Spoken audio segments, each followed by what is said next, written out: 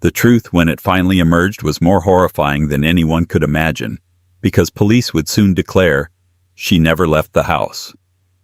The house on Sycamore Lane was a two-story colonial painted a tasteful dove gray with crisp white trim. In the spring of 2024, the azaleas lining the flagstone walk bloomed in a riot of pink and fuchsia, a testament to Chloe Miller's meticulous care. To an outsider, the home of Liam and Chloe Miller was the very embodiment of the American dream.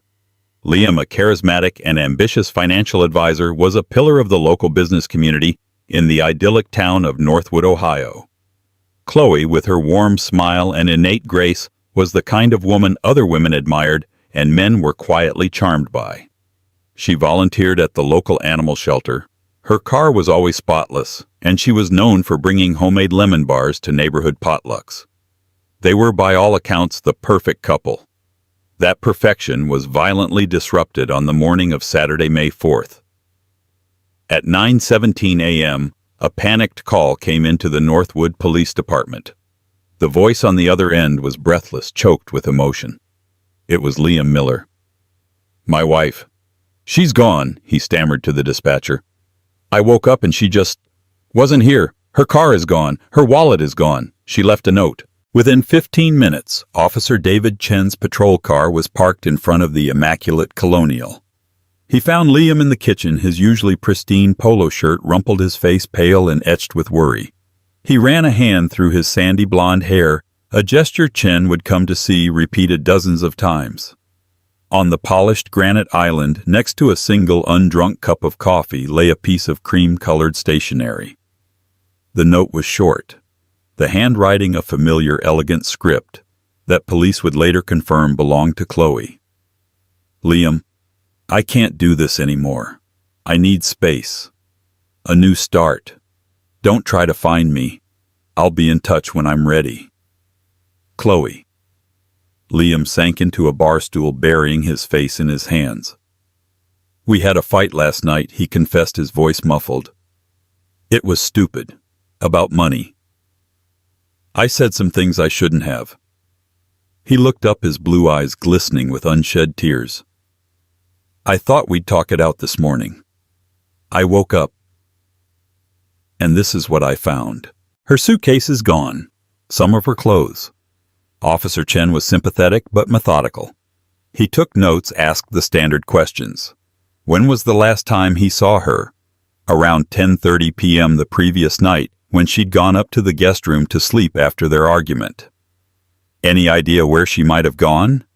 No, none at all. Friends, family she might stay with. Her parents are in Florida, Liam said, shaking his head. Her sister Sarah is in California. She wouldn't just show up there. Her best friend Jessica lives here in town, but I already called her. She hasn't heard from Chloe. Chen surveyed the house. Everything was in its place. The living room was spotless. The family photos on the mantelpiece, smiling shots from vacations in Italy, from ski trips in Colorado, gleamed. The master bedroom was tidy, the bed made. The only sign of disruption was in the walk-in closet, where a noticeable gap existed in the rack of women's clothing. As he was about to leave, Officer Chen paused at the bedroom dresser. He noticed a black velvet jewelry box, its lid open. Inside, rings and earrings glittered, but one indentation in the velvet, a distinctive heart shape, was empty. "Did she take her jewelry?" Chen asked. Liam followed his gaze. "Looks like it. Most of it, anyway." He sighed, a tremor in his voice. "But she left her rings. Her wedding ring and engagement ring are on the nightstand." It was true. The two platinum and diamond rings sat by the lamp, a silent, damning indictment of a fractured marriage. It was a powerful detail, one that seemed to corroborate Liam's story of a woman so desperate to escape, she'd leave behind the very symbols of her commitment. The first 48 hours were a flurry of activity. Liam filed a missing person report. He printed flyers with Chloe's smiling face and plastered them all over Northwood, in coffee shops, on telephone poles in the community center. He gave a tearful interview to the local news, pleading for his wife's safe return. "Chloe, honey, if you can see this, please, just come home," he said, his voice cracking as he stared into the camera. "We can fix this. I love you." The community rallied around the heartbroken husband. Neighbors brought over casseroles and offered words of support. Friends sat with him in his silent, empty house. Everyone agreed it was a tragedy. Chloe had clearly been more unhappy than anyone knew. She had simply snapped and run away. But one person wasn't convinced. Jessica Peterson. Chloe's best friend since college knew Chloe better than anyone. She knew that Chloe, for all her quiet strength, was terrified of being alone. She was a planner, a list maker. The idea of her just packing a bag and driving off into the unknown without a word felt fundamentally wrong. And then there was the necklace. Jessica had been with Chloe when she received it. It was a delicate white gold chain holding a single heart-shaped sapphire, a family heirloom passed down from her grandmother. It wasn't just jewelry, it was a part of her. Chloe wore it every single day. She swam with it, slept with it, showered with it. The only time she ever took it off was to have the clasp repaired a year ago. During a conversation with Liam a few days after the disappearance, Jessica asked about it directly. Did the police find her grandmother's necklace? Liam's expression tightened for a fraction of a second before melting back into practiced grief.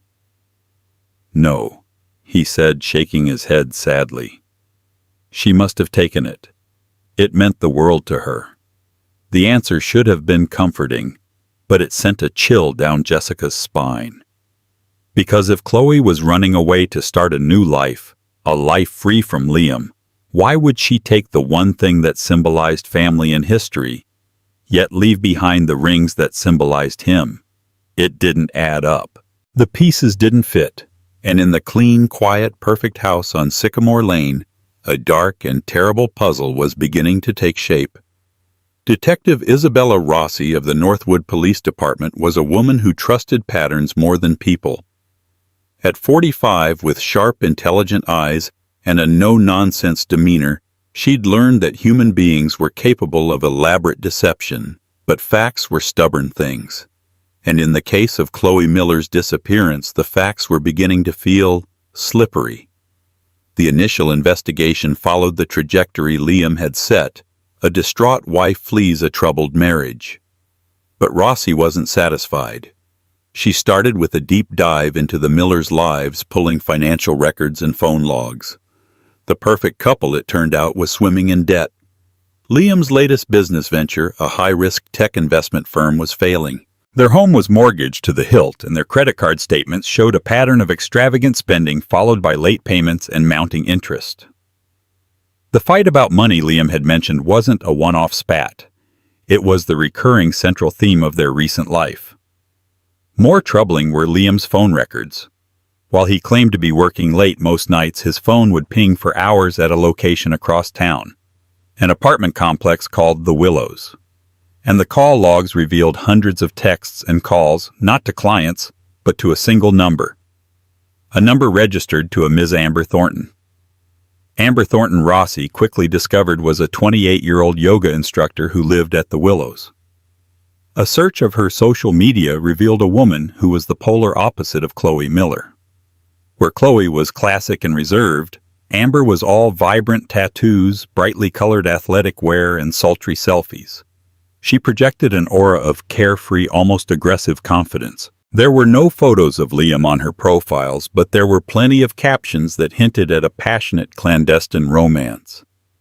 "Finally found a love that sets my soul on fire," one read, posted just 2 weeks before Chloe vanished.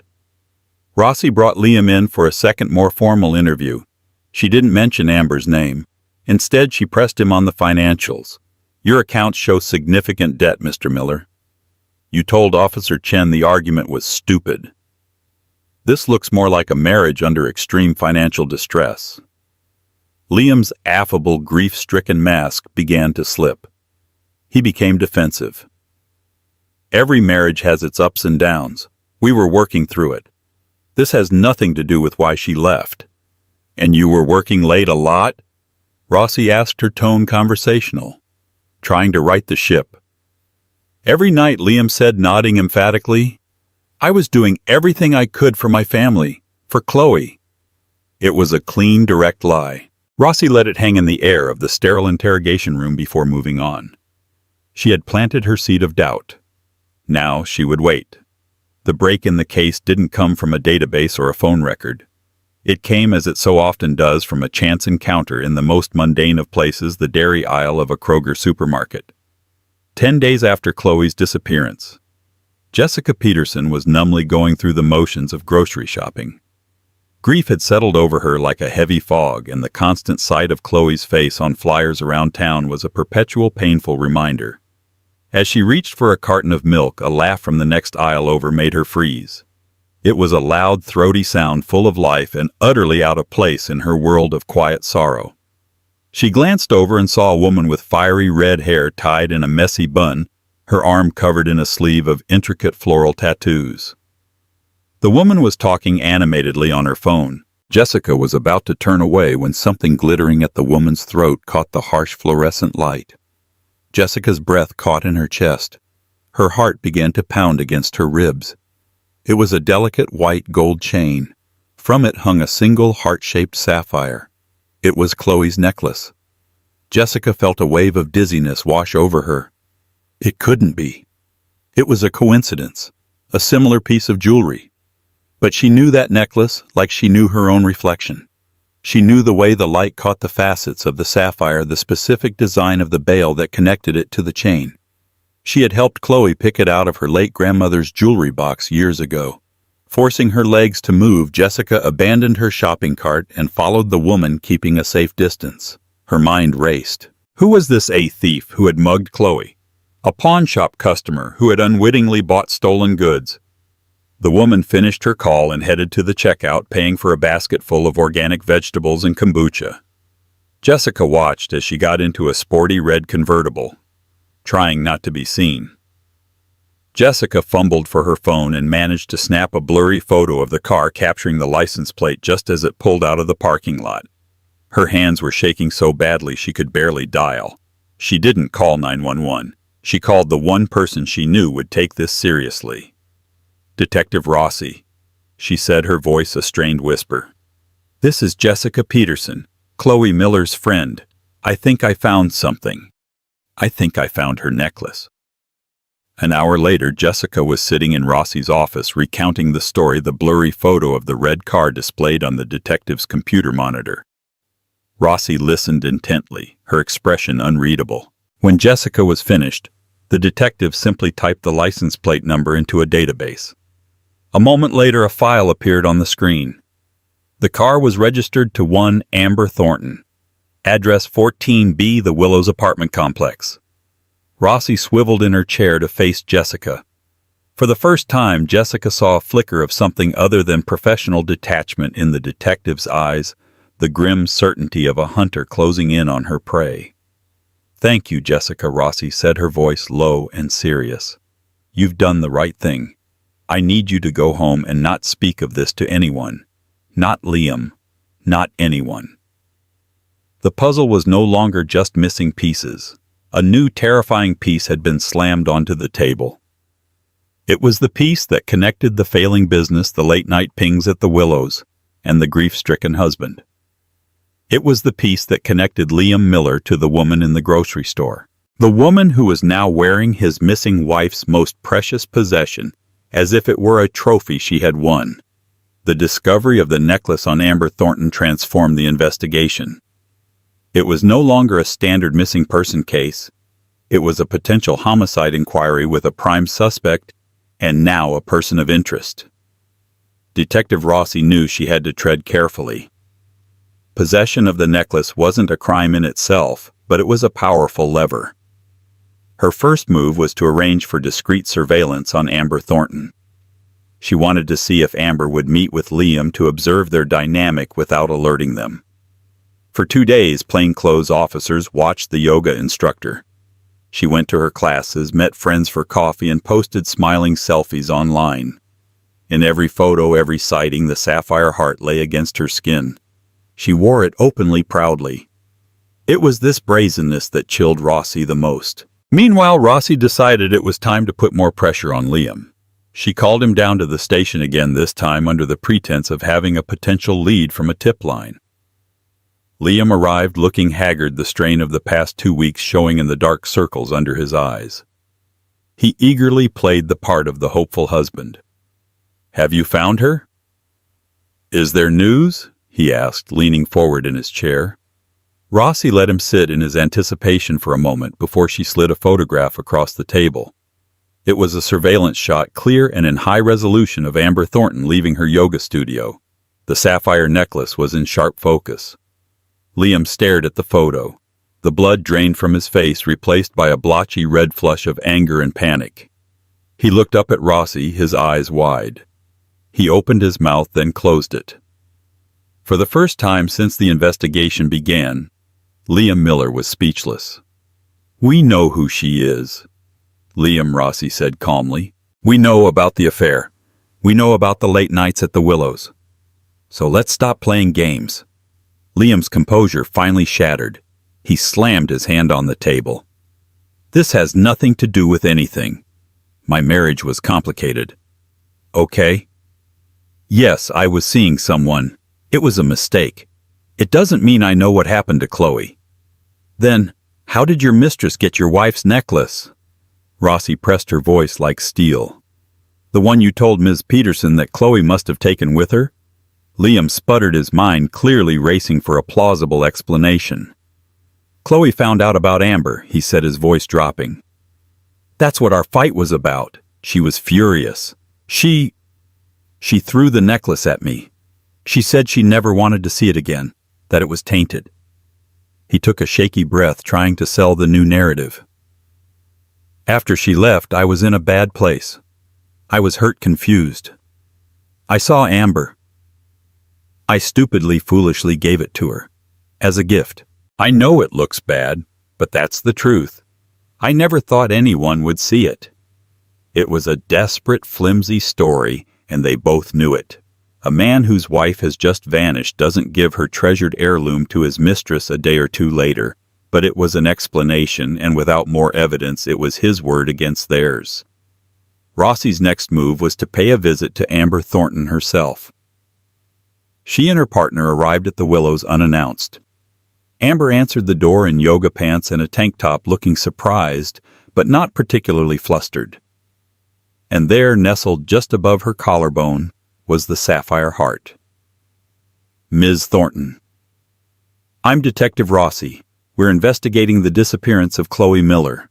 We have reason to believe you may have some information that can help us." Amber's eyes flickered with something, fear or maybe just annoyance. She leaned against the doorframe, crossing her arms. "I saw the news. It's terrible. But I don't know how I can help. I didn't know her." "You know her husband," Liam Rossi stated flatly. Amber's carefully constructed calm faltered. "We're friends. Is that what you call it?" Rossi said, her gaze dropping pointedly to the necklace. "That's a beautiful piece of jewelry. Very unique."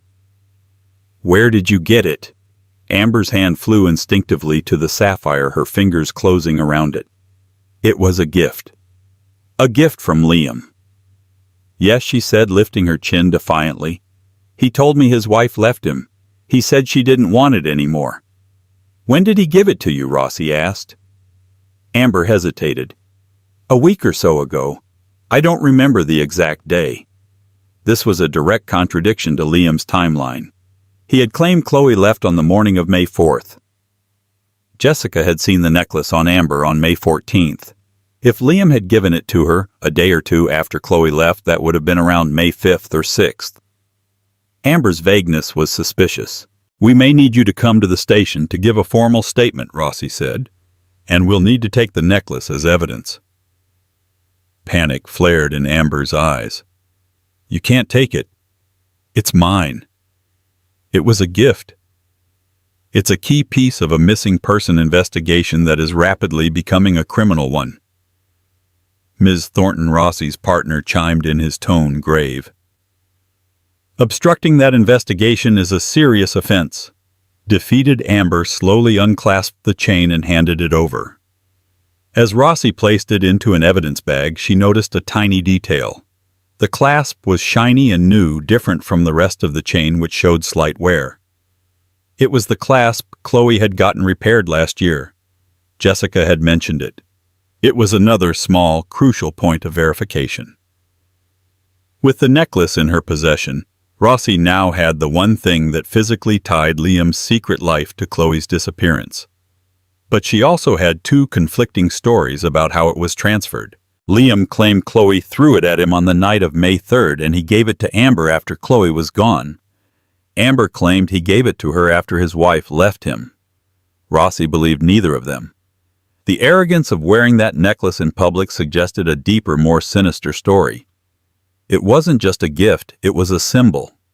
To Amber it was a replacement, a sign that she had won, that she had taken Chloe's place. And criminals, Rossi knew, often kept trophies. The problem was, she still had no proof of a crime. She had a mountain of suspicion, a clear motive in the affair and the debt, and a key piece of evidence that placed the husband and mistress in a web of lies. But she had no body. According to Liam Miller, his wife had simply run away. Rossi was convinced he was lying. Now she had to prove it. Her next step was to tear his story apart, not with questions, but with science. She needed a new warrant. A warrant to search the immaculate house on Sycamore Lane, not for a missing person, but for evidence of a murder. With the necklace secured and the conflicting stories of Liam and Amber documented, Detective Rossi had enough to persuade a judge. The narrative had shifted. This was no longer about a woman who had fled. It was about a woman who had vanished under deeply suspicious circumstances, leaving a trail of lies in her wake. The new search warrant was extensive, granting forensics teams the authority to do more than just look for clues.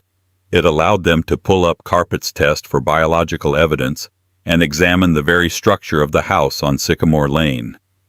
On the morning of May 20th, a white forensics van pulled up to the curb, a stark and official presence on the quiet, manicured street. Liam, who had been informed of the search, stood on the porch with his lawyer, his face a grim mask of indignation. "This is harassment," he said loudly to no one in particular. "You're wasting time and resources searching my home when you should be out there looking for my wife." Rossi ignored him, directing the team inside. "Start in the master bedroom and the basement," she instructed. "Be thorough. He's had over 2 weeks to clean." The house, which had seemed so pristine during the initial wellness check, now took on a different character under the scrutinizing eyes of the forensic investigators. The team worked with a quiet, focused intensity. They sprayed luminol, a chemical that reacts with the iron in hemoglobin, causing it to glow a faint blue in the dark. The living room and kitchen were clean, but in the master bedroom the story changed. Under the ultraviolet light, a large irregular patch near the doorway to the ensuite bathroom began to glow. It was faint, indicating a diligent attempt at cleaning, but it was unmistakably the ghost of a significant bloodstain. Someone had scrubbed, bleached, and even replaced the area rug that normally lay there, but they couldn't erase the traces that had soaked into the hardwood floor's sealant. "We've got something," one of the techs called out. Rossi knelt, her heart thumping. This was it. The first piece of concrete evidence that violence had occurred in this house. The discoveries didn't stop there. Down in the basement, another investigator noticed something odd. The concrete floor was mostly old, gray, and dusty, as expected in a house of that age. But in a far corner behind an old water heater was a small rectangular patch of concrete roughly 3 feet by 4 feet. It was a different color, lighter, smoother, and much newer than the surrounding floor. It looked like a fresh repair. One of the investigators tapped it with a small hammer. The sound was solid. He took out a geological rock hammer and chisel, and with a few sharp blows, chipped off a corner piece. There was no immediate sign of anything underneath, but the newness of the patch itself was a glaring anomaly. Why would someone make a small, precise repair to a basement floor in a little-used corner? While the team on Sycamore Lane worked, another detective was re-interviewing neighbors. This time they asked different questions. Not, "Did you see Chloe leave?" but, "Did you notice anything unusual in the days following her disappearance?" An elderly woman who lived 2 houses down, Mrs. Gable, provided a critical piece of information. It was that Sunday she recalled referring to May 5th, 2 days after Chloe was last seen. Liam's car was in the driveway, but he had a big rental van, one of those U-Hauls. I thought it was strange. He was doing a lot of work in the garden in the back near the old oak tree, hauling bags of what looked like mulch or soil back and forth, all day long. Another neighbor confirmed seeing the rental van. He'd even joked with Liam about it. Doing some heavy-duty gardening, Liam, he'd asked. Liam had laughed it off. Spring cleaning, you know how it is. Getting rid of a lot of old junk. Rossi dispatched a team to the backyard. The area under the large oak tree was covered in a thick, fresh layer of dark mulch. The hydrangeas Chloe had been so proud of looked healthy, but the soil around them was looser, recently disturbed. The team began to dig. Back at the station, the pieces were clicking into place with horrifying speed. The blood stain in the bedroom indicated a violent struggle. The new concrete in the basement suggested a desperate attempt to conceal something. The rental van and the frenzied gardening pointed to the disposal of evidence, or worse.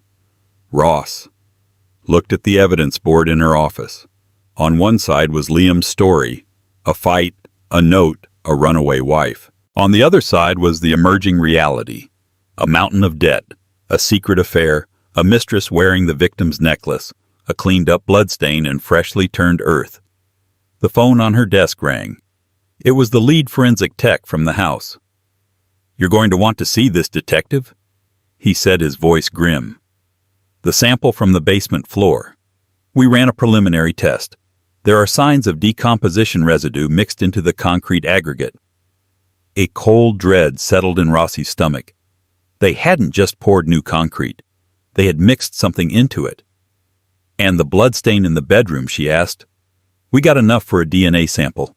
It'll be rushed to the lab, but we found a microscopic trace of sapphire dust embedded in the floorboards right in the middle of it." Sapphire dust. From the necklace. The image was suddenly sickeningly clear. A violent struggle in the bedroom. The necklace being ripped from Chloe's throat with enough force to chip the stone. The cleanup. The cover-up. Rossi now knew with absolute certainty. Liam Miller was not a grieving husband. He was a killer. And his carefully constructed world was about to be brought down by the cracks in his own concrete. She picked up her phone and made a call. "Bring him in," she said, "and bring her in too, separately." The confrontation happened in interrogation room 2, a small windowless space painted a calming but clinical shade of blue.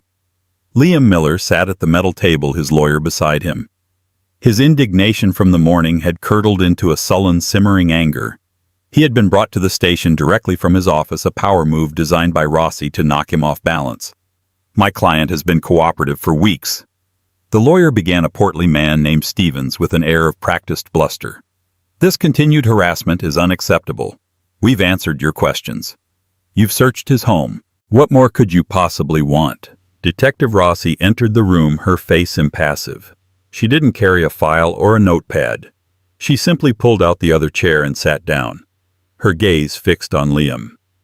She let the silence stretch, a tactic she knew unnerved people who were used to being in control.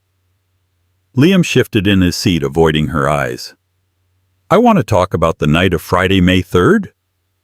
Liam, Rossi began, her voice quiet but carrying an immense weight. "You told us you had a fight. You told us Chloe went to sleep in the guest room.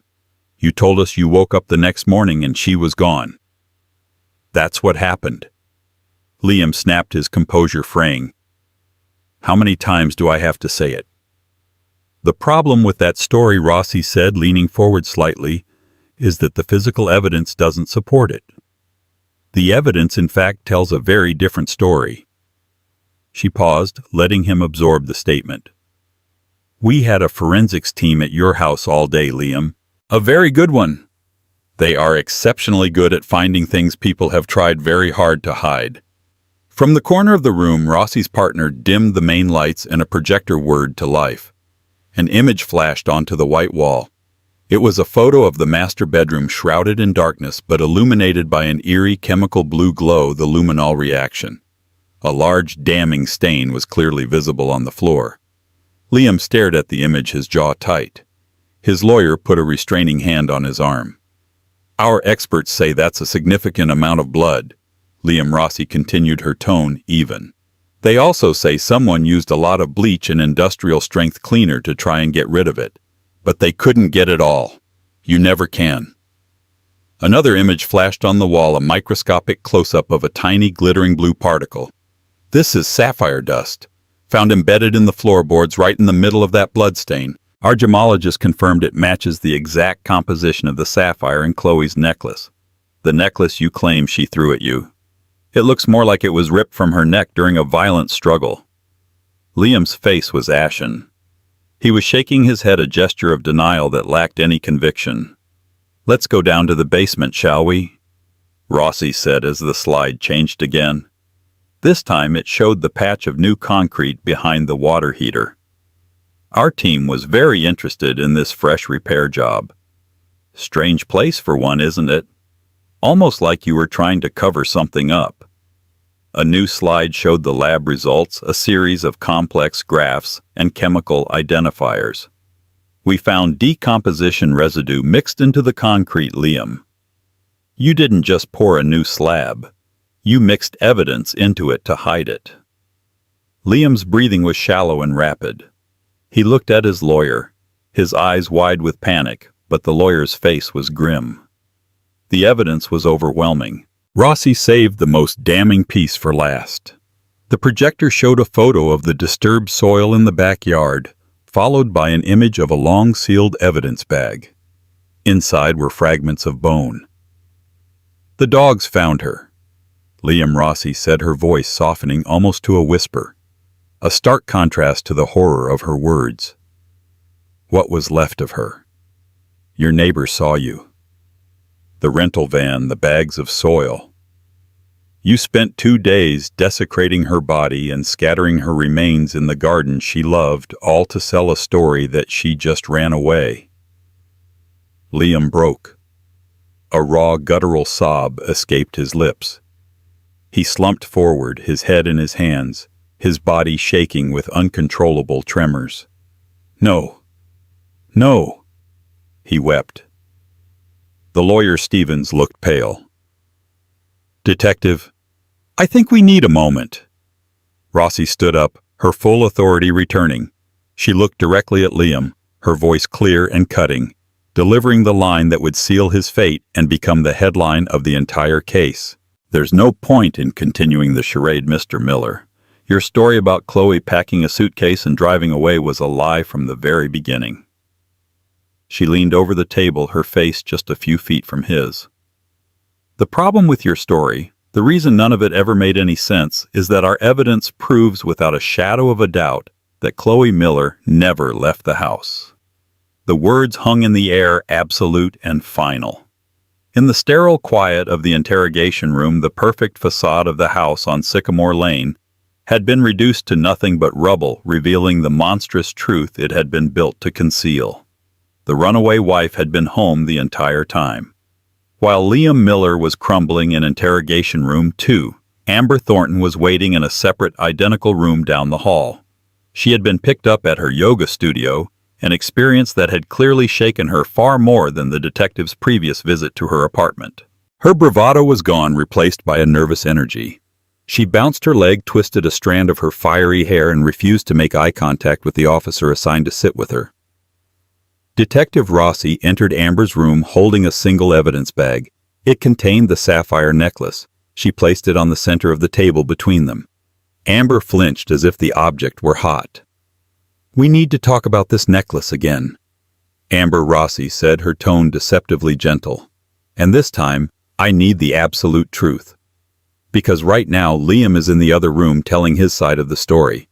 And in situations like this, the first person to tell the truth often finds themselves in a much better legal position.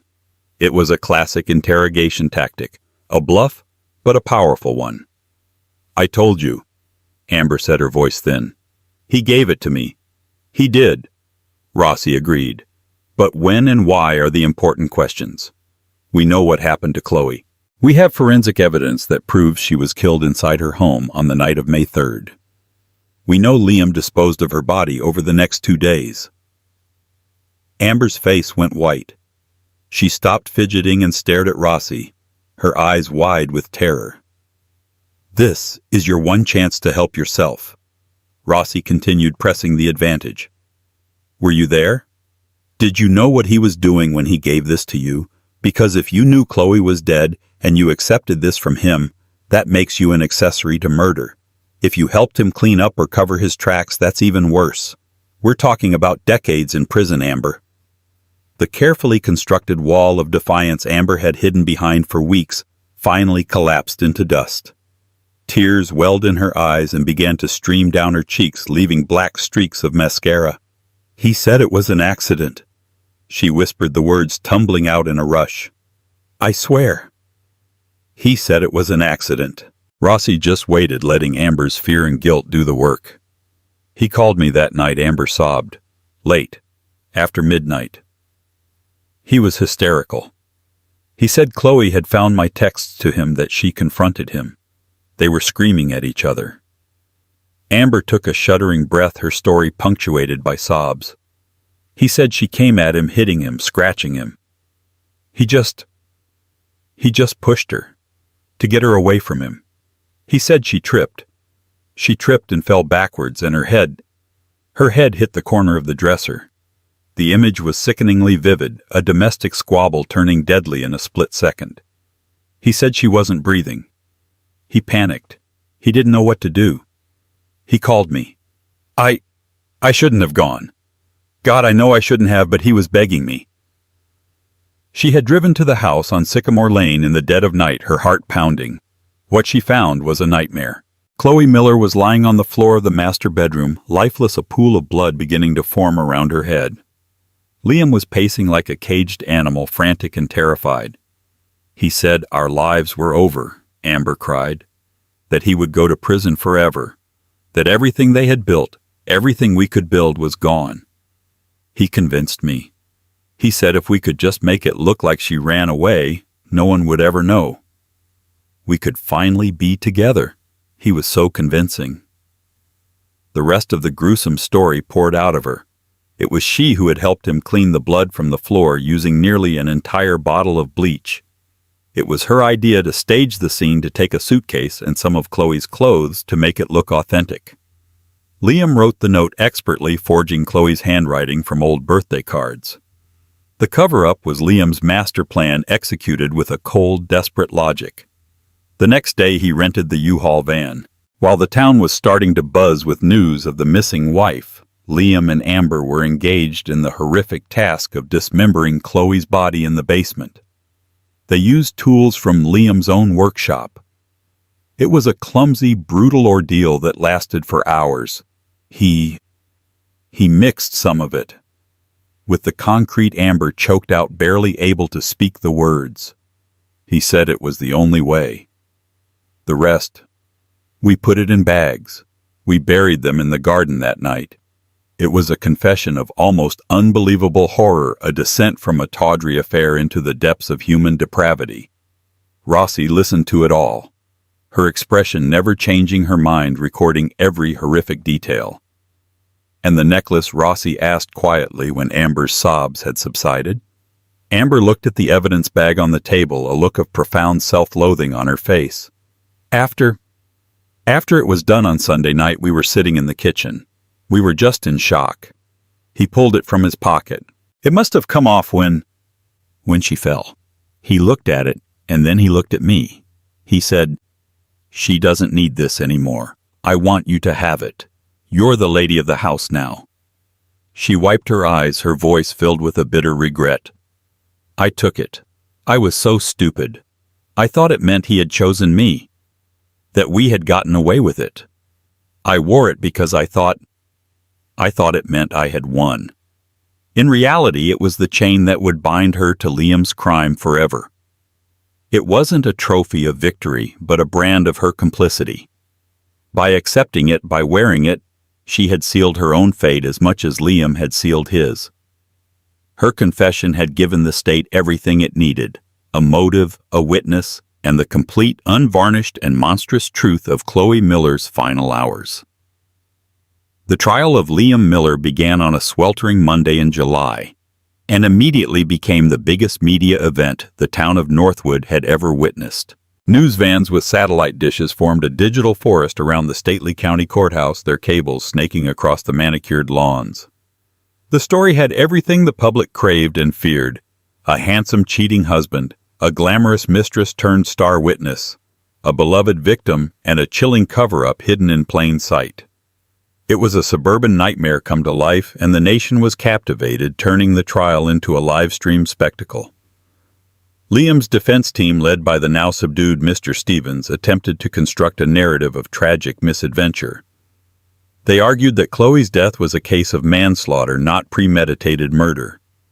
They painted a picture of Liam as a flawed man, certainly, but one who panicked after an accidental fall, his subsequent horrific actions driven by overwhelming fear, not malice. Their strategy hinged on discrediting Amber Thornton, portraying her as a manipulative, obsessed homewrecker who was the true architect of the cover-up, a Machiavellian figure testifying against Liam, only to save herself from a life behind bars. But the prosecution, led by the sharp, methodical district attorney Frank Holloway, dismantled their narrative piece by piece. Holloway was a master storyteller, and he used the forensic evidence to paint a brutal, undeniable picture for the jury. He presented enlarged photos of the blood spatter patterns, explaining how their trajectory indicated a forceful head-level impact, not a simple trip and fall. He brought in the gemologist, who testified that the force required to chip the sapphire and rip the necklace from Chloe's throat was significant and violent.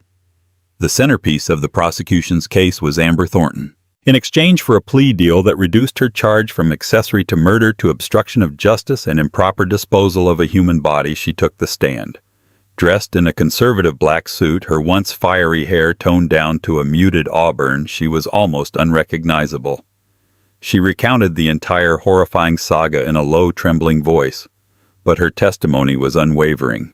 She detailed the frantic cleanup, the sickening details of the dismemberment in the basement, the grim task of burying the bagged remains in the garden. When Holloway asked her why Liam gave her the necklace, she looked at the jury, her eyes brimming with tears. "He called it a new beginning for us," she whispered, her voice cracking. "A symbol that we were free. I now know it was the end of my soul." Jessica Peterson's testimony was emotionally charged. Her voice was thick with emotion as she held up the sapphire necklace for the court, identifying it as the one she had helped Chloe's grandmother pick out years before. She told the court about Chloe's fears and recent unhappiness, but also her unwavering commitment to her marriage, which made the note Liam forged so unbelievable. "She would never have just run away," Jessica stated firmly, looking directly at the jury box. "She would have fought for her marriage. Liam took that chance and her life away from her." Perhaps the most powerful and heartbreaking moment of the trial came when Chloe's elderly parents took the stand to give their victim impact statements. Her father, a frail man leaning heavily on a cane, spoke of a daughter who was the light of their lives, his voice breaking as he recounted their last phone call. Her mother, a woman of immense dignity, wept as she described the horror of learning how her daughter's body had been desecrated in the very garden she had so lovingly tended. "He didn't just kill our daughter," she said, her voice shaking with a grief that silenced the entire room. "He erased her. He tried to turn her into dirt and concrete, but he failed. Her memory is stronger than his lies, and her spirit is in every beautiful thing she ever touched." After a grueling 3-week trial, it took the jury less than 4 hours to reach a verdict. Liam Miller, who had sat impassively through most of the proceedings, projecting an aura of wronged confidence, finally showed a flicker of emotion as the jury foreman stood. His face was pale, his hands clenched into white-knuckled fists on the defense table. On the charge of murder in the first degree, the foreman announced, his voice echoing in the silent, packed courtroom, "We, the jury, find the defendant Liam Miller guilty." A collective gasp went through the courtroom, followed by cathartic sobs of relief from Chloe's family and friends. Liam stared straight ahead, his expression blank as if his mind refused to process the word. He was also found guilty on all other counts, including evidence tampering and desecration of a corpse. At the sentencing hearing a month later, the judge called Liam's actions a chilling portrait of narcissistic depravity and breathtaking cruelty. Citing the calculated and gruesome nature of the cover-up, he sentenced Liam Miller to life in prison, without the possibility of parole. Amber Thornton, because of her cooperation, received a sentence of 15 years with eligibility for parole after 10. As she was led from the courtroom, she looked younger and smaller than ever, a ghost of the confident woman who had once worn a stolen necklace with pride. The house on Sycamore Lane was sold, its interior gutted and remodeled by a developer who hoped to erase its dark history. But the people of Northwood would not soon forget. The story became a cautionary tale, a grim reminder that the most pristine facades can hide the most monstrous of secrets. Justice had been served for Chloe, but her tragic end left an indelible scar on the community, proof that evil can bloom anywhere, even among the perfectly manicured lawns and blooming azaleas of a quiet suburban street. The case of Chloe Miller is a chilling reminder that the most terrifying monsters are often the ones we know and trust. Liam Miller's web of deceit was ultimately unraveled by his own arrogance and one crucial mistake, the sapphire necklace that became a beacon for justice. It proves that no matter how carefully a crime is concealed, the truth has a way of rising to the surface, sometimes in the most unexpected ways. Chloe's story is a tragedy, but her memory serves as a testament to the tireless work of investigators and the courage of friends who refuse to let a victim's voice be silenced. What do you think was the biggest mistake Liam and Amber made? Let us know in the comments below. What if the man you built the empire you funded in secret was given to the other woman? We're not talking about a simple affair. We're talking about a multi-million-dollar corporation, a CEO title, and a 9-month secret that's about to explode. He publicly crowned his mistress, thinking his quiet wife would just disappear. But he underestimated her. He forgot one crucial detail. She had the receipts. Every last one. Get ready for a story of betrayal so deep and a comeback so stunning, it will leave you breathless. The champagne tasted like ash in Alara's mouth. From her position in the shadow of a marble pillar, she watched her husband, Adrian Sterling, command the room. He was a supernova in a bespoke Tom Ford suit, his charisma a gravitational force pulling everyone into his orbit. Tonight was the apex of his career, the 10th anniversary gala of Aura Innovations, the tech empire he had built from the ground up. Or so everyone thought. The grand ballroom of the Saint. Regis Singapore was a sea of glittering opulence. Crystal chandeliers dripped diamonds of light onto the city's elite, the air thick with the scent of expensive perfume and the low hum of self-congratulation. Alara felt a familiar pang of dislocation, a feeling that had become her constant companion in Adrian's world. She was the ghost at the feast, the quiet, unassuming wife of a titan. Her simple, elegant navy blue gown felt like a costume, a stark contrast to the flamboyant designer creations that adorned the other women. She ran a protective hand over her belly, a secret she had been cherishing for 3 months, a fragile joy she planned to share with Adrian tonight. It was meant to be the perfect moment, a new beginning to mend the cracks that had begun to appear in their marriage. The late nights he called work, the scent of an unfamiliar perfume on his shirts, the growing emotional chasm between them, she had convinced herself it was just the stress of his success. The baby would change everything. It would be their anchor. Ladies and gentlemen, friends, partners, Adrian's voice boomed from the stage, silencing the crowd. A spotlight found him sculpting his handsome face, making him look like a modern-day king. 10 years. A decade of breaking barriers, of dreaming bigger. Aura Innovations is more than a company. It's a testament to the power of relentless ambition. Alara's heart swelled with a complicated mix of pride and bitterness. His ambition. Yes, she knew it well. She had nurtured it, funded it, sacrificed for it. But no man is an island. Adrian continued, his gaze sweeping the room. Elara's heart skipped a beat, thinking foolishly that this was it, that he would finally acknowledge her, the silent partner who had made it all possible. Success is a team sport, and as we look to the next decade, Aura needs a new kind of leadership, a visionary who can take us to the stratosphere. He paused for dramatic effect. The air crackled with anticipation. "It is my immense honor," he declared, his voice ringing with false sincerity, "to announce the new Chief Executive Officer of Aura Innovations." He turned, extending a hand, not to the wings, not to a seasoned executive, but to the front row, to a woman who rose with the fluid grace of a panther. Isabella Rossi. A gasp rippled through the room. Isabella was a vision in crimson, a stark, fiery slash against the room's cool tones. Her beauty was audacious, her ambition an almost visible aura. She was the company's head of marketing, known for her aggressive tactics, and for being, as the whispers went, Adrian's closest confidant. As Isabella ascended the stage, her hand finding Adrian's, their fingers lacing together in a gesture of shocking intimacy, the floor seemed to fall away from beneath Elara. The champagne glass slipped from her numb fingers, shattering on the marble floor, with a sound that was deafening only to her. No one else noticed.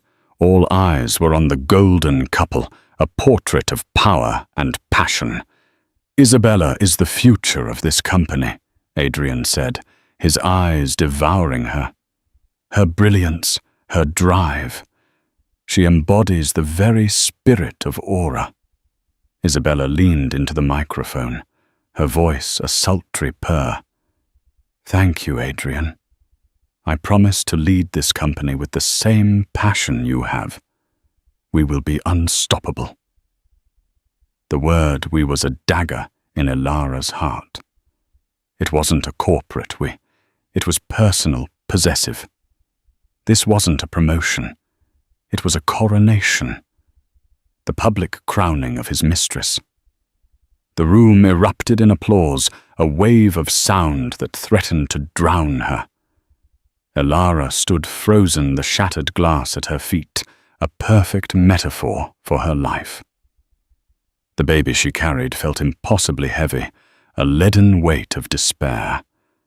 The future she had so carefully planned, the reconciliation she had prayed for, had just been publicly executed.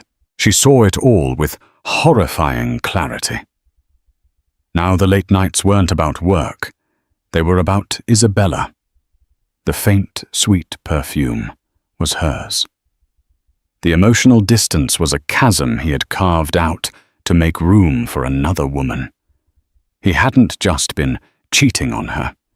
He had been building a new life, a new future with someone else, using her own money. Because Aura Innovations wasn't just his company, it was hers. The name on the incorporation documents was Adrian Sterling's.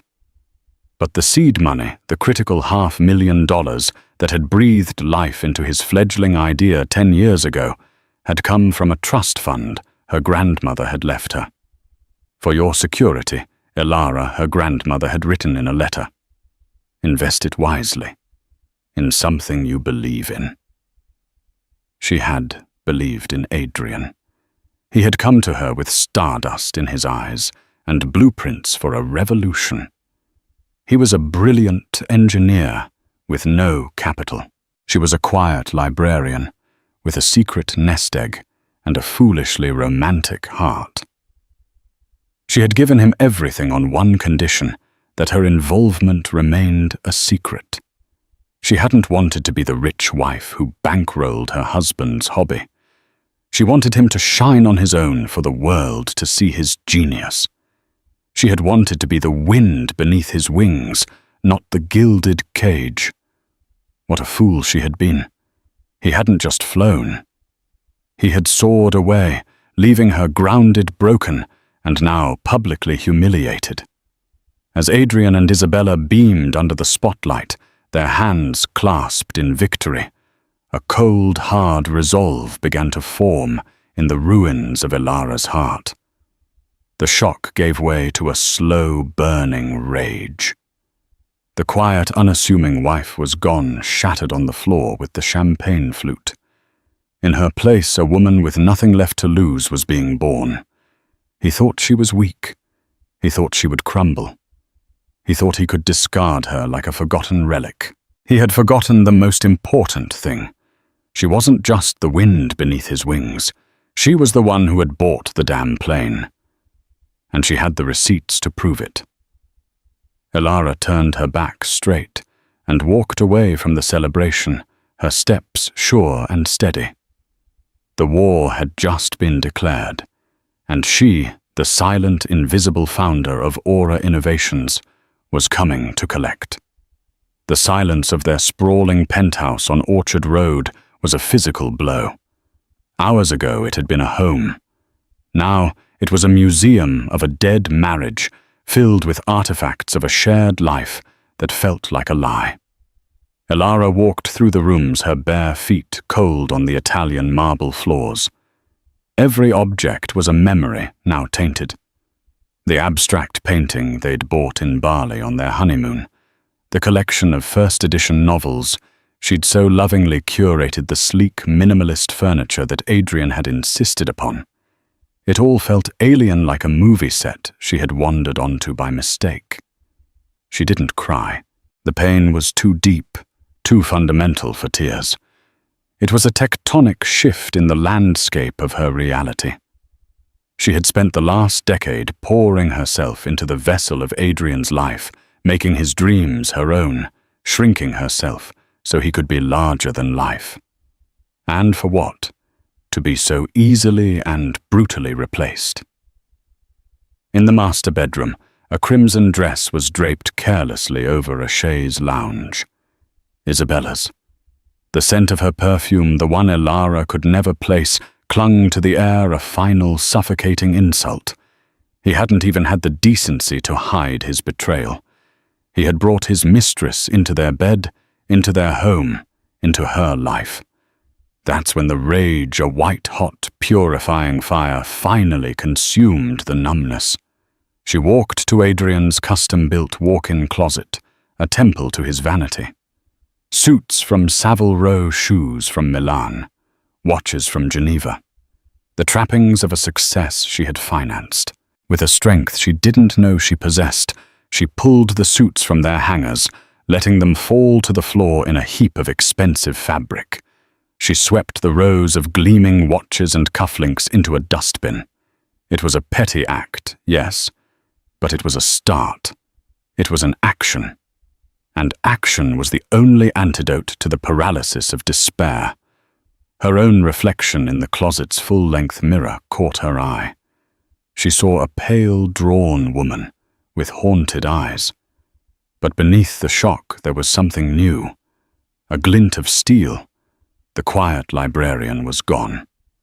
The accommodating wife was a ghost. The woman looking back at her was a fighter. She had a child to protect now. Not just a legacy. This baby, their baby, would not be born into a world where its father was a fraud and its mother a doormat.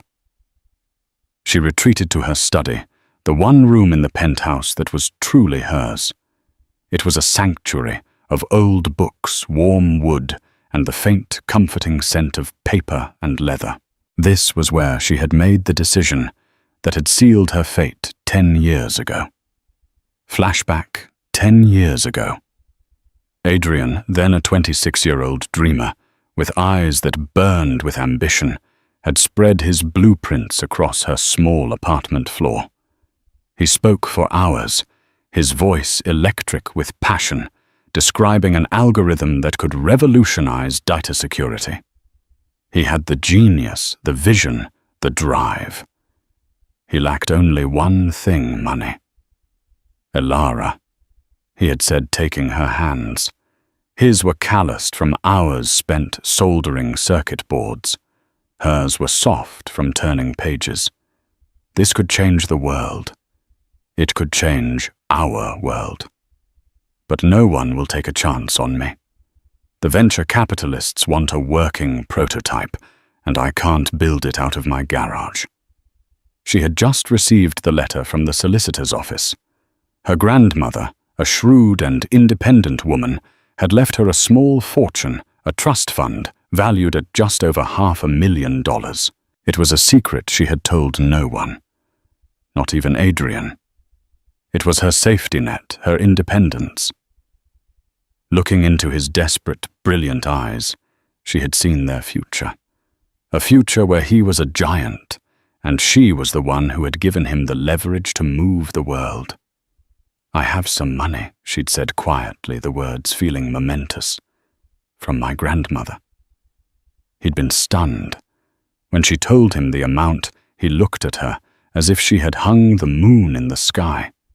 He promised her the world, promised her equity, a co-founder title, a partnership in every sense of the word. But she had refused. No, Adrian, she'd insisted. "I want this to be yours. I don't want your success to have an asterisk next to it. I don't want people to whisper that you only made it because your wife bought your company for you. Let me be your silent partner. The official documents will all be in your name. But we'll have our own agreement, a private one, just between us." She had believed in the sanctity of that promise. So she'd had her lawyer, a cautious old family friend named Mr. Henderson, draft a simple but binding document, a loan agreement. It wasn't for a loan in the traditional sense. It was a convertible note. It stipulated that the $500,000 was an investment that could at her discretion be converted into a 51% controlling stake in the company Aura Innovations upon its incorporation. It was her ultimate security, a kill switch if he ever betrayed her trust.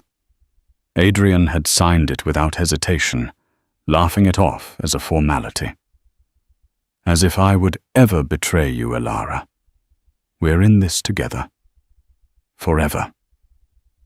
He had sealed the promise with a kiss, and she had placed the signed document, along with the wire transfer confirmation from her Swiss bank account, to his into a fireproof safe.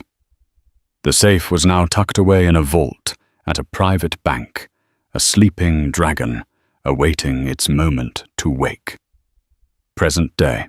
The memory was a spur driving her forward. He had forgotten their agreement, or worse, he had assumed she would never use it. He had mistaken her quietness for weakness, her love for foolishness. Her first call was to Mr. Henderson's firm. The kindly old lawyer had since retired, but she was put through to his successor, a woman whose nameplate seemed to promise exactly what Elara needed, Ms. Anya Sharma. Her voice on the phone was sharp, precise, and devoid of the cloying sympathy Elara couldn't bear. Mr. Sterling's wife, Anya, said her tone professional, but with an undercurrent of curiosity. The news of Isabella's promotion was already making ripples. "How can I help you, Mrs. Sterling?" "First," Elara said, her own voice steady and clear, "please call me Elara. Second, I need to retrieve a document from my private vault. It's a convertible note from 10 years ago. And third, I need to know the fastest way to liquidate a CEO and seize control of a multi-million-dollar corporation." There was a moment of stunned silence on the other end of the line, then a low chuckle.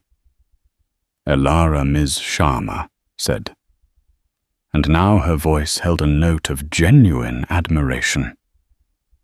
"I think you and I are going to get along just fine. When can you be at my office?" As she hung up, Elara felt the first stirrings of something she hadn't felt in years. Power. It wasn't the ostentatious power Adrian wielded, but a quiet, deep-seated strength that came from knowing the truth. Her phone buzzed. It was Adrian. The first of what she knew would be many calls and texts.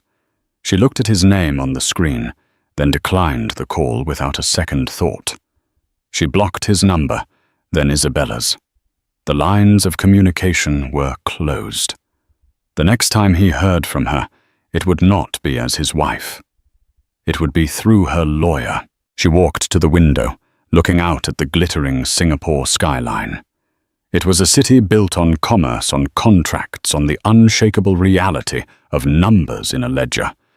He had played a game of hearts, and he had cheated. She was about to change the game to one of finance and law, and in that arena, she held the winning hand. The proof was locked away, waiting. The proof that she, Elara Sterling, the invisible wife, didn't just fund the company, she owned it.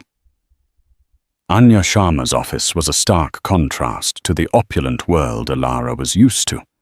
Located in a heritage shop house on An Siang Hill, it was a space of clean lines, modern art, and an air of formidable efficiency. Anya herself was the embodiment of this aesthetic.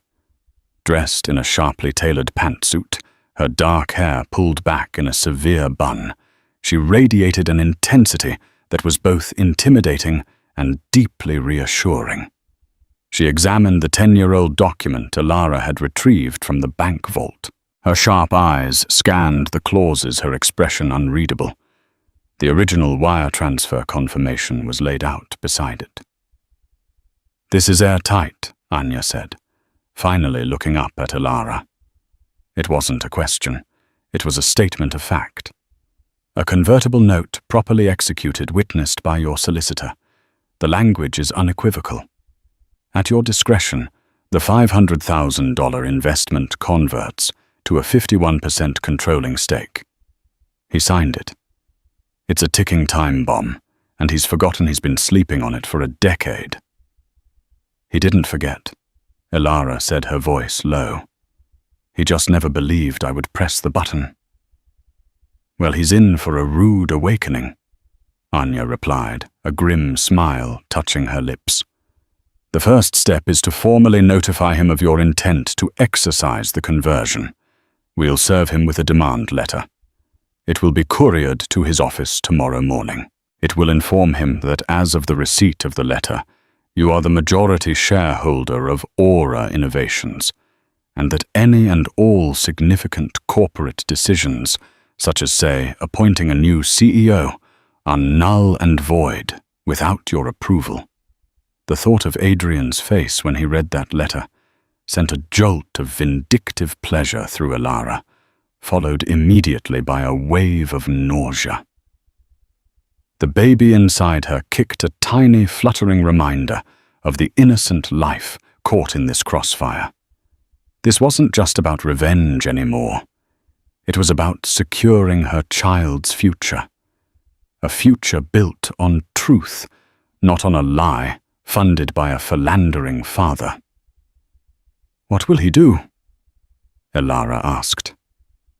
"He'll fight," Anya said, without hesitation.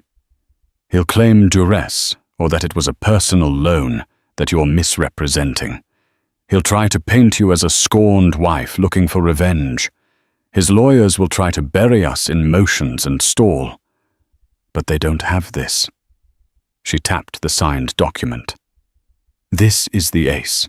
They can bluster all they want, but we have the proof." The demand letter landed on Adrian's desk the next morning, like a grenade. Adrian, according to his frantic secretary, who still held a soft spot for Elara, and called her in a panic, went ballistic. He swept his desk clean in a volcanic eruption of fury, the sound of smashing glass and splintered wood echoing through the executive suite. He immediately called his legal team a pack of corporate sharks from a top-tier firm. His counter-offensive was swift and brutal. Within 48 hours, Anya received a response. It was a letter dripping with legalistic contempt, dismissing Elara's claim as a frivolous and vindictive fantasy born of marital discord. They claimed the money had been a gift, a token of a wife's support for her husband's ambitions, and that the convertible note was a domestic document with no legal standing, a romantic notion that had been coerced out of him during a moment of emotional vulnerability. They also made a critical mistake. They offered a settlement, a generous one by most standards, a multi-million-dollar divorce package, the penthouse, a lavish alimony. It was a king's ransom to a discarded queen. "They're scared," Anya said, her eyes gleaming as she read the offer. "This isn't the response of a confident party. This is a bribe. They know we have them, and they're trying to buy our silence. They want you to take the money and go away quietly. He's trying to pay me off with my own money." Elara said, the audacity of it stealing her breath. "Exactly. Which is why we're not taking it." Anya leaned forward. "Now we play hardball. We file an injunction to freeze all major corporate activities. We demand a full financial audit and an emergency meeting of the board of directors. We are not asking for a seat at the table, Elara. We are here to inform them that you are the table." While the legal battle lines were being drawn, the personal war escalated. Adrian, unable to reach her by phone, began a campaign of psychological warfare. He sent extravagant bouquets of flowers to the service department Anya had insisted Elara move into for her security. The cards attached were filled with cloying, manipulative words. "Don't do this, Elara. Think of what we had. This isn't you. Let's talk just the two of us." Then came Isabella. She appeared one afternoon at a cafe where Elara was meeting a friend. Dressed in a white power suit, she looked every inch the conquering CEO. She approached Elara's table, her smile a carefully calibrated mix of pity and condescension. "Elara, can we talk?" she began. Not waiting for an answer.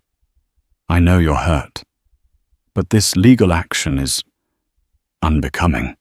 It's making a private matter messy and public. Adrian is willing to be very generous. Don't let bitterness cloud your judgment." Elara looked up from her tea, her gaze calm and steady. "The only thing that's messy and public, Isabella, is your promotion. As for my judgment, it has never been clearer. You're sitting in my chair in my company, a company you seem to think you earned. You didn't earn it. You were gifted it by a man who doesn't have the authority to give it away. Now, if you'll excuse me, I have a company to reclaim." Isabella's mask of civility cracked, revealing the raw ambition beneath. "You're a fool. You think a piece of paper from 10 years ago means anything. Adrian built this company. His sweat, his genius. You were just a bank, and banks get paid back. They don't get to own the enterprise.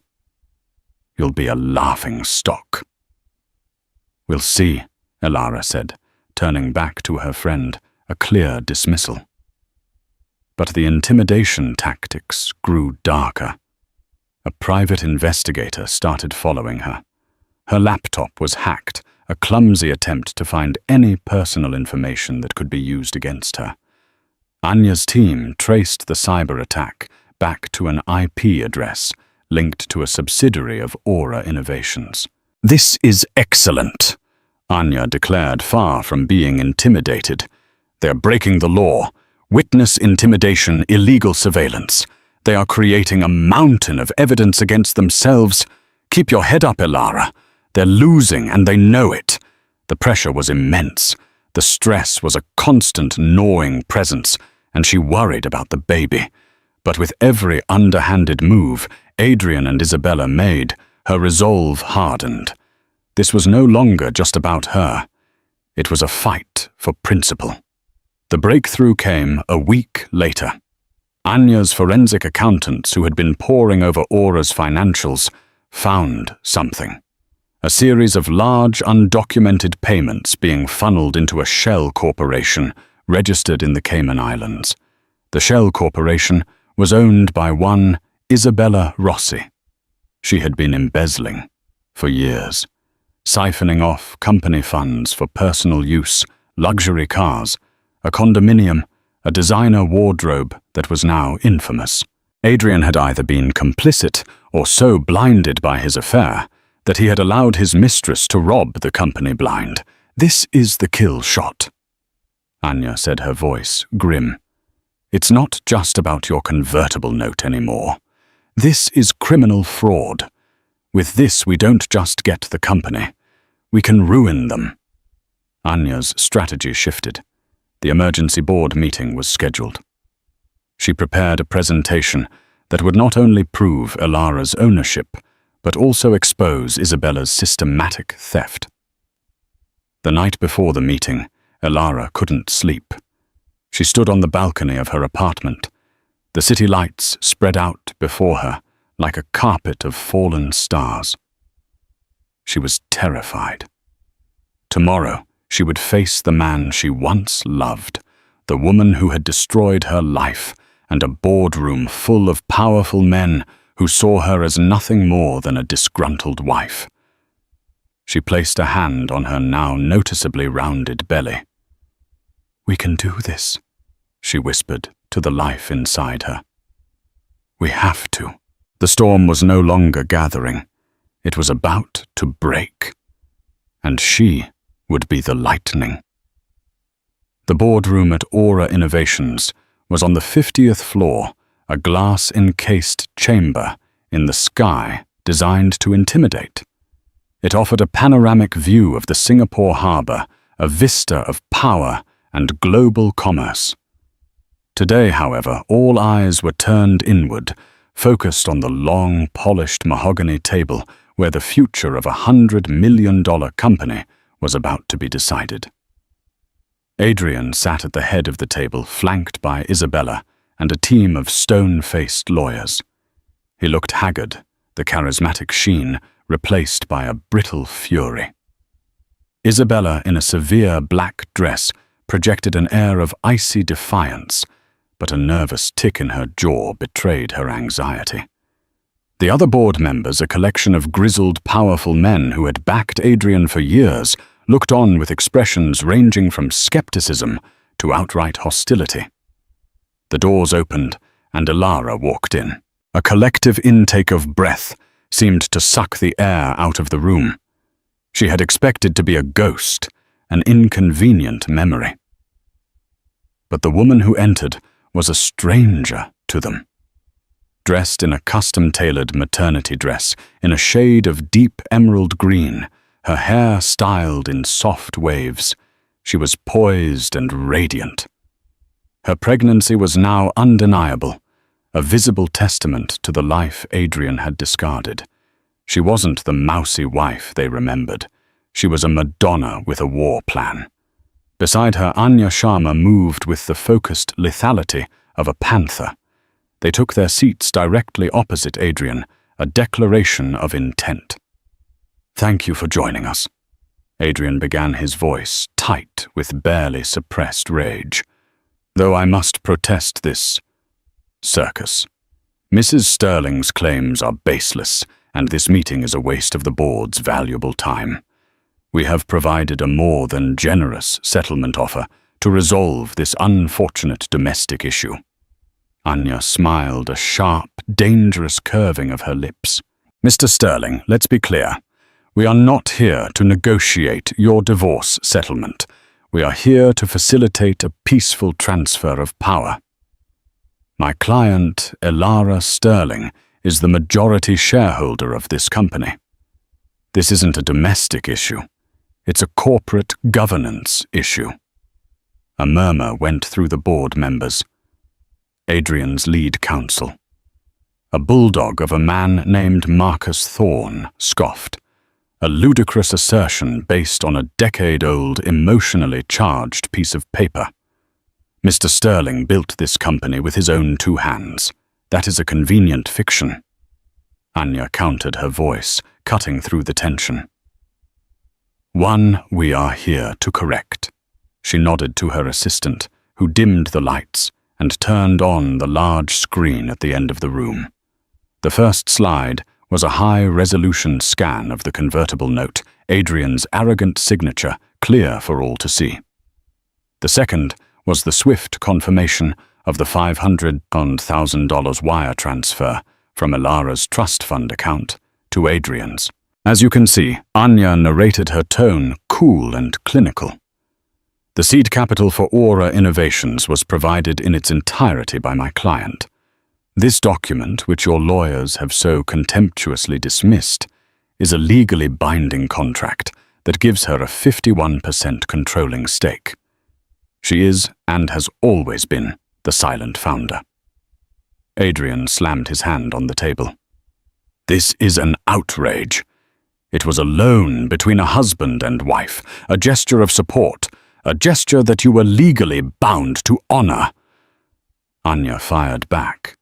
A fact you conveniently forgot when you decided to appoint your mistress as CEO of a company you don't control. The word mistress hung in the air, a grenade with the pin pulled. Isabella flinched as if struck. But this is not just about ownership.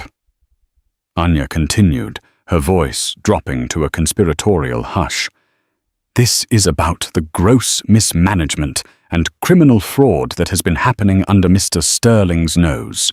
The next slide appeared showing a complex web of financial transactions.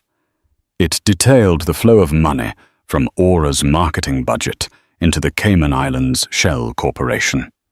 It showed invoices for non-existent marketing campaigns signed off by Isabella Rossi. The final slides were a devastating montage photos of Isabella's new Maserati land titles for her luxury condo credit card statements, detailing purchases at Gucci Prada and Cartier, all timed perfectly with the transfers. The boardroom was utterly silent. The board members who had been looking at Ilara with disdain now turned their stunned, furious gazes on Isabella and Adrian. They weren't just investors. They were men who valued their reputations, and they were staring at a scandal that could tank the company's stock and land them all in a mess of regulatory investigations. Ms. Rosie Anya said, her voice soft but carrying deadly weight, has embezzled over $2 million from this company over the past 2 years. Mr. Sterling was either her willing accomplice, or he is the most incompetent chairman in corporate history. Isabella finally broke. Lies. This is a fabrication, a desperate attempt by a pathetic, jealous woman to... Is this a fabrication? Ms. Rosie Anya interrupted, and a new image filled the screen. It was a close-up of a signature on one of the fraudulent invoices.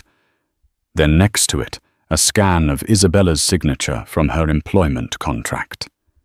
They were identical. Our forensic handwriting expert is prepared to testify under oath. Checkmate. Isabella's face drained of all color.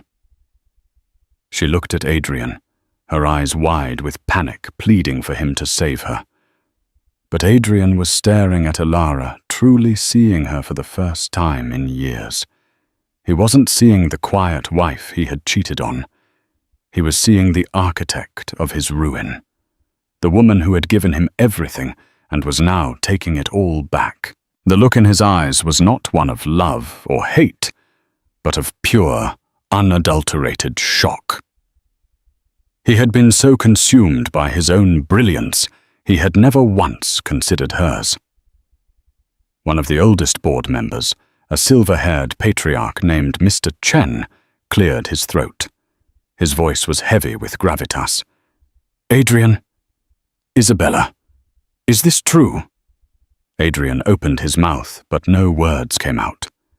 His entire world, the empire built on a lie, was crumbling around him in real time. Ilara spoke for the first time, her voice calm and strong, resonating with an authority no one in the room had ever heard from her. It is true, she said, her eyes locked on Adrian's. And it ends today. As the majority shareholder of Aura Innovations, I am exercising my rights. Effective immediately. Adrian Sterling is removed as chairman of the board. Isabella Rossi's appointment as CEO is rescinded, and she is terminated for cause. Security is waiting outside to escort you both from the building. She stood up, placing her hands on the table and leaning forward slightly. She was no longer hiding in the shadows. She was the power in the room. This company was founded on a dream, she said, her gaze sweeping across the stunned faces of the board. My dream. A dream of innovation, integrity, and honor. We will return to those values. I will be taking over as interim chairwoman. Our legal team will cooperate fully with the authorities to recover every dollar that was stolen. We will rebuild, and we will be stronger and more transparent than ever before. Adrian finally found his voice, a strangled whisper. Elara, you can't.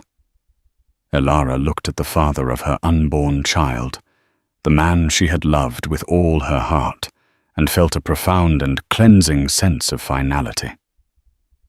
I can, she said, her voice softening almost imperceptibly, a last echo of the woman she used to be. You just never bothered to look closely enough to see it. You saw a wife. You should have seen a founder. With that, she turned and walked out of the boardroom, leaving behind the wreckage of 2 lives and the stunned silence of a company that had just met its true owner. The reckoning was over. The rebuilding was about to begin. The heavy doors of the boardroom swung shut behind Elara, the sound echoing the finality of a gavel. She didn't look back. In the hallway, her legs threatened to give way, the adrenaline that had fueled her performance, giving way to a profound, bone-deep exhaustion. Anya was there instantly, a steadying hand on her arm. You did it, Anya whispered, her usual professional composure cracking into a smile of pure, unadulterated triumph. You were magnificent. I feel... Elara started, then stopped, unable to find the words. She felt hollowed out, and yet somehow fuller than she had ever been. From inside the boardroom, a commotion erupted, raised voices, the scraping of chairs. Then the doors opened again. 2 burly security guardsmen Elara had only ever seen as stone-faced sentinels at the building's entrance emerged. Between them, looking small and utterly defeated, was Adrian. His face was a mask of disbelief. His Tom Ford suit rumpled, his charismatic aura extinguished. His eyes found Elara's, and for a moment a torrent of emotions passed between them. A decade of love, a mountain of lies, and the vast, unbridgeable chasm of his betrayal. He opened his mouth to speak, but one of the guards gently propelled him forward. A moment later, Isabella followed. Her icy defiance had shattered into 1,000,000 pieces. She was crying not with sorrow, but with the ugly, sputtering rage of a dethroned queen. Her mascara ran in black streaks down her face, a grotesque parody of her usual perfect makeup. When she saw Elara, her face contorted. You will regret this, she shrieked, her voice echoing in the marble hall. You think you've won? You've won nothing, a company you'll run into the ground, and a bastard child. The word hung in the air, vile and poisonous. Before Anya could step forward, Elara held up a hand, her gaze calm. She looked at Isabella, a woman she could have pitied, but now only saw as a casualty of her own greed. The difference between you and me, Isabella, Elara said, her voice even, is that I built this company. I built it for my family, and now I am taking it back for my child. You were just a temporary line item in the expense column. A very, very expensive mistake. Isabella lunged, but the second guard caught her arm easily. As they were escorted to the service elevator, the designated exit for the disgraced Elara, knew she was witnessing the true end. The boardroom door opened a third time. It was Mr. Chen, the senior board member. He approached Alara cautiously, his old eyes holding a newfound respect. "Chairwoman," he said, testing the title. It fit. "On behalf of the board, I want to apologize. We were blind. Your actions today were decisive. You have our full support." This was her first victory as a leader. Not just seizing power, but earning it. The days that followed were a blur of controlled chaos. Alara, with Anya constantly at her side, became the eye of the hurricane. The news of the corporate coup and the embezzlement scandal broke, sending shockwaves through Singapore's business community. But instead of hiding, Alara took control of the narrative. She authorized a press release that was brutally honest, detailing the leadership transition and the discovery of financial irregularities. It painted Aura Innovations not as a sinking ship, but as a company cleansing itself of corruption under a strong, ethical new leader. She held an all-hands meeting in the company auditorium. Standing before hundreds of anxious employees, her pregnancy now a symbol not of vulnerability, but of her fierce commitment to the future, she laid out her vision. Aura was built on a dream of integrity, she told them. We lost our way. I am here to find our way back. Your jobs are safe. Your work is valued. The era of secrets and lies is over. Today we begin the era of transparency and trust.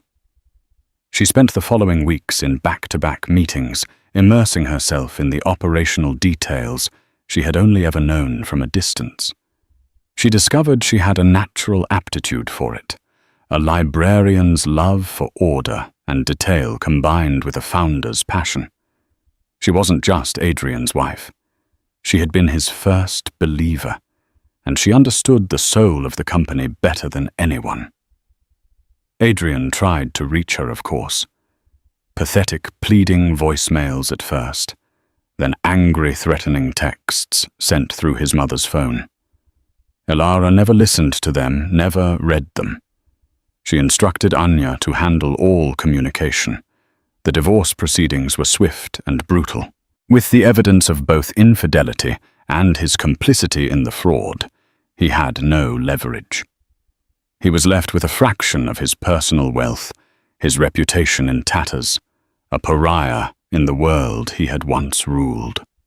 6 months later, Alara stood in her office, the former chairman's office now redecorated in warm woods, soft fabrics and shelves filled with books instead of self-congratulatory awards.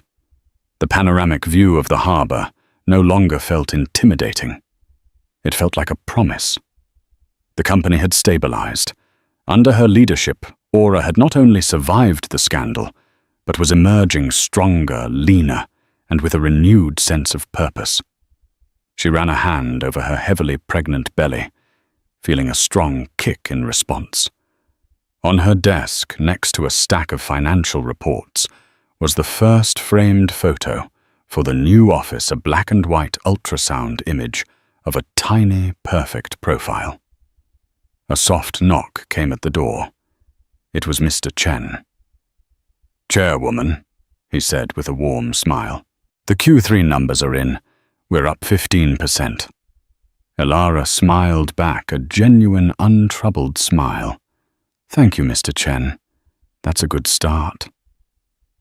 After he left, she walked to the vast window, looking out at the city lights beginning to twinkle in the dusk. She had gone through the fire and emerged not scorched but forged. She had lost a husband, but found herself. The quiet wife, the silent partner, the ghost at the feast. They were all gone. In their place stood Alara, founder, chairwoman, mother. She was the architect of her own life, the master of her own empire, and the guardian of a new one just about to begin. The reckoning was over. Her reign was just beginning. 3 months later, the panoramic view from the 50th floor office was the same, but Ilara's world had been fundamentally remade. The centerpiece of the room was no longer the imposing mahogany desk, but a sleek modern bassinet tucked into a quiet corner. Inside, sound asleep, was Leo. Her son had been born 2 months prior, a healthy, beautiful boy with a tuft of dark hair, and to her private, complicated sorrow. Adrian's eyes. He was the son her life now orbited. Board meetings were scheduled around his feeding times. Late-night work sessions were now spent with a laptop in one hand and a baby monitor in the other. She had discovered a new kind of strength, a fierce, primal power that made her boardroom victory feel like a preliminary round. Aura Innovations was thriving. The story of its dramatic overhaul had become a case study in corporate ethics. Ilara, the pregnant CEO, who had ousted her corrupt husband, was a media sensation, though she guarded her privacy fiercely. She was respected, admired, and even a little feared. It was a Tuesday afternoon when the past came knocking. Anya Sharma entered the office, her expression uncharacteristically grim. She closed the door softly behind her. "We have a problem," Anya said, her voice low. "It's Adrian." Ilara's blood ran cold. She instinctively glanced at Leo, a protective instinct flaring. "What now? Is he contesting the settlement?" "Worse," Anya said, placing a legal document on the desk. "He's petitioning for paternity rights. He's demanding visitation." Ilara stared at the document. The formal legal language, a violation of her new peaceful world. After months of silence, after being utterly vanquished here, he was again a ghost rattling his chains. He wants to see Leo Ilara stated the words tasting like poison. He's framing it as a heartfelt plea from a repentant father. Anya explained, her tone laced with cynicism. He claims losing everything made him realize what's truly important. He's found a bulldog of a family lawyer who's painting you as a vindictive ex-wife, using your child as a pawn to punish him. The accusation was so vile, so far from the truth, that Ilara felt a surge of white-hot rage. Every decision she had made was for Leo's protection, to build a stable, honest world for him, free from the toxic wreckage of his father's legacy. "He doesn't get to do this," she said, her voice trembling with fury. "He doesn't get to destroy our life and then demand a role in the new one I've built from the ashes. He doesn't get to touch my son." "Legally, he has a right to try," Anya said gently. "He is the biological father. A court will look unfavorably on a mother who completely denies access without cause." Without cause, Ilara's laugh was sharp and humorless. He conspired to defraud his own company. He publicly humiliated me. He has shown no moral compass whatsoever. He is the cause. But as the days went on, the reality of the situation settled in. Anya's legal team prepared a robust defense, but the question haunted Ilara's sleepless nights. What was best for Leo? Would her son one day resent her for keeping his father from him? Would the complete absence of a father leave a wound that she couldn't heal? She decided to meet him. One last time, not in a boardroom or a lawyer's office, but in the neutral public space of the Singapore Botanic Gardens. He was already there, sitting on a bench near the Swan Lake, looking like a ghost of the man he once was. The bespoke suits were gone, replaced by simple, ill-fitting clothes. He had lost weight, and there were shadows under his eyes that spoke of sleepless nights of a different kind than hers. The supernova had collapsed into a dwarf star. He stood as she approached Leo snug in a carrier against her chest. Adrian's eyes immediately fixed on the baby, and an expression of such raw, agonizing longing crossed his face that it momentarily stunned her. "Elara," he said, his voice raspy. "Thank you for coming." "I'm not here for you, Adrian," she said, her voice devoid of warmth. "I'm here for him." She didn't need to nod toward Leo. He was the entire reason for this meeting. "He's perfect," Adrian whispered, taking a half step forward before stopping himself. "He looks like you." "He has your eyes," she replied flatly. It was a fact, not a concession. For a long moment, they stood in silence, the sounds of the gardens, the chatter of tourists, the cry of a distant bird filling the space between them. "I know what you think of me," he began, his gaze falling to the ground. "And you're right. I was a fool. I was arrogant, and I was cruel. I lost myself, Elara, when I stood in that boardroom and watched you take everything I hated you. But after the hate, after the anger, there was nothing. Just a giant, empty hole where my life used to be. And in that emptiness, the only thing I could think about was him. My son." He looked up, and for the first time she didn't see the manipulative CEO or the cheating husband. She saw a broken man. "I'm not asking for your forgiveness," he said. "I don't deserve it. And I'm not asking for a place in your life. I just want a chance to have one in his. Let me be his father. Please." Elara looked from Adrian's desperate face to the sleeping baby on her chest. Her heart, which she had thought was permanently shielded, felt a painful twinge. This was the man she had once loved, the man with whom she had dreamed of building a family. That dream had become a nightmare, but the child was real. Her decision when it came was as swift and decisive as the one she had made in the boardroom. It was not born of pity or forgiveness, but of a cold, clear-eyed strategy for her son's future. "You will withdraw the court petition," she stated, her voice firm. "There will be no lawyers, no demands. Everything will be on my terms. You will see him once a month, for 1 hour, in my presence. You will not buy him gifts. You will not make promises you can't keep. You will not speak ill of me, and you will never ever discuss what happened between us. You will be a visitor in his life. And if you ever for 1 second step out of line, you will never see him again." Tears welled in Adrian's eyes, and he nodded, unable to speak. He understood. This wasn't a reconciliation. It was a probation. "Can I?" He whispered, his hand hovering in the air, wanting to touch his son. Elara looked down at Leo's peaceful face.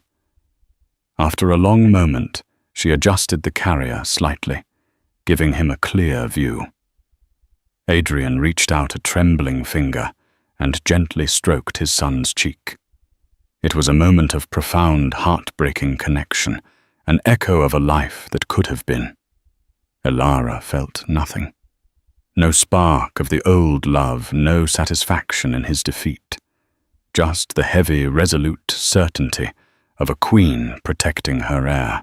The past would always be there, an echo in the background of her life, but it no longer had any power over her.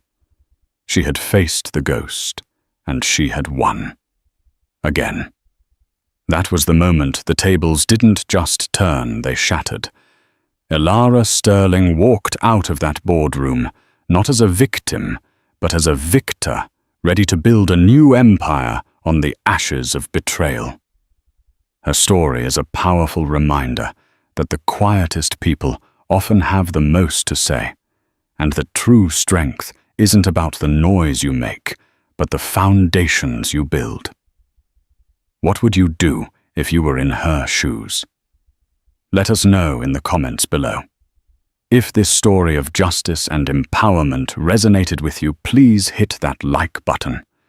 Share it with someone who needs to hear it, and make sure you subscribe to our channel for more unforgettable real-life dramas.